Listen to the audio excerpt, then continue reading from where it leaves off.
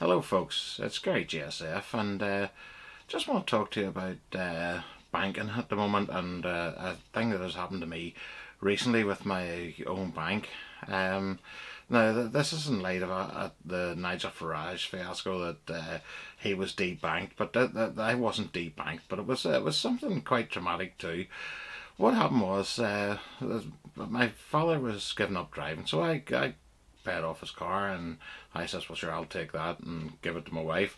So I would take her car and sell it on.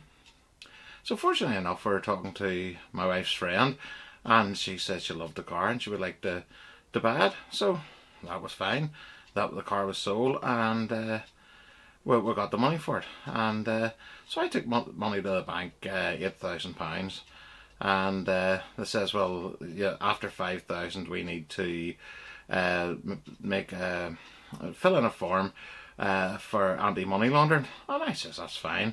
As I'm well known in the bank, there's a couple of people would know me by name. One actually lived next door to me, so for quite a long time, and say very familiar with me.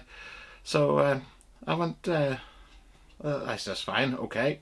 So we filled in the form, and they asked me where'd the money come from. I says, well, yes, I sold the car. And they says, can you show me a picture of the car? And I says, well, yes, of course. I took pictures of it to show our friend that the car as I cleaned it up and had it sitting ready. So says, right, okay.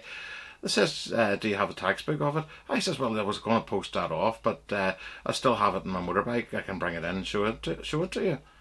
So fine, that was okay. I took the tax book in, and it says, well, this is your wife's car. I says, no, it's my car. I says, but your wife's name's in the tax book. And I says, if you have a look at the front of a tax book, a vehicle registration document, it says this is not proof of ownership. So they says, oh no, that's your wife's car. I says, no, it's not. I says, it says clearly on that document. It says, well, so I passed over to the assistant manager, and the assistant manager spoke to me in the lobby of the bank where everyone was standing, and says, well, under our guidelines that we're not accepting that money. And I says, but sure, you know me, you were quite happy to take the money to pay off my mortgage when I retired. Well, that was different. I says, but it isn't. It's my money that I'm trying to lodge. But basically what you said in front of everyone in the bank was they're not accepting my money because of the anti-money laundering rules, and handed me the money back in front of everyone in the bank. So it left me vulnerable, that everyone knew I had a large sum of cash, and also that it made me feel like a criminal.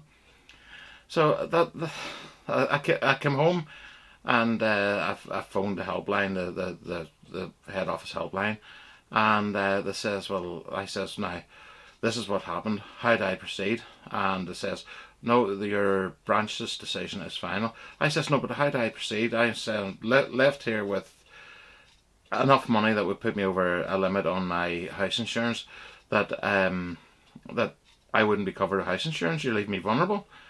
And it says, I says, but you know, if it went up to put in 5,000 one day and 3,000 the next day, and it says, no, there's a mark in your account now to not accept any big sums from you. And this was the thing that really enraged me. I says, sorry, not accept big sums from me. I says, I've been up front and straight with you. And it says, no, that's it. I says, but hold on, how do I proceed? How do I lodge this money? And it says, no, the decision of the branch was final. So I kept on and kept on, and the girl says, well, we're not coming to a resolution here, I'm going to hang up. So that was it. The conversation ended. Of course, I was straight back onto the phone and asked to speak to a manager of the section, and the manager of the section, I explained it, and I says, now, how do I proceed with this money? I says, I've been up front and straight with you. And she says, well, can you go in with photographic ID, and your wife go with you with photographic ID, and she can say that the car was yours and the money would transfer over? I says, oh, thanks very much. This is it now. It's come down to a most sensible thing to be said. I understand the rule, they have to be careful, but no one has suggested this to me first, and I'm quite happy to comply with this. So finally I got in and lodged the money. So I sent in a complaint, a written complaint to the the bank's customer service department, and said that I felt aggrieved that I'd been treated in such a way, and had been left vulnerable by handing me a large sum of money in cash back to take with me. And I also pointed out there was someone beside me that was trying to withdraw £2,500 and in cash, and they were trying to talk him out of taking that. So that was okay.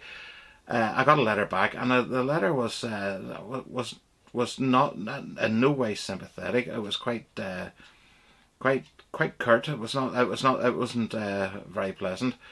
I still wasn't happy because I was left in a vulnerable position and basically told in front of everyone in the lobby of the bank that I was doing a criminal activity. So I went to then I took it to the financial ombudsman, but they've actually I've just got the letter back from them. They're actually supporting the bank, so the banking system now can do what they like. They can leave you vulnerable. They can leave you as being told that you're involved in a criminal activity, and leave you with a handful of cash if they wish, and there's no recompense for it. So I just thought, now I'll share it on YouTube. Now I don't believe anything will happen or change on it, but it is something that I feel totally aggrieved by. Let me know in the comments if you think I'm being a bit of a diva, but it's starting to look as though now that I've retired, I've become a Victor Meldrew type of character. But no, I just have the time to pursue the things that other people would let go. So as it stands, I feel totally aggrieved by this. I think I've been treated very badly by the bank, and well, has been my dilemma. But thanks very much for watching. If you've had any issues like this yourself, please hit them up in the comments. I'm sure that other people would like to know, but the banks seem to be getting away with things that they shouldn't be these days. They're just treating people very, very poorly, and I believe I've been treated poorly. But if you think I'm being a snowflake, don't hesitate to say, because I'm happy enough with it all. But as I say, thanks for watching. Scary GSF signing off, and bye for now.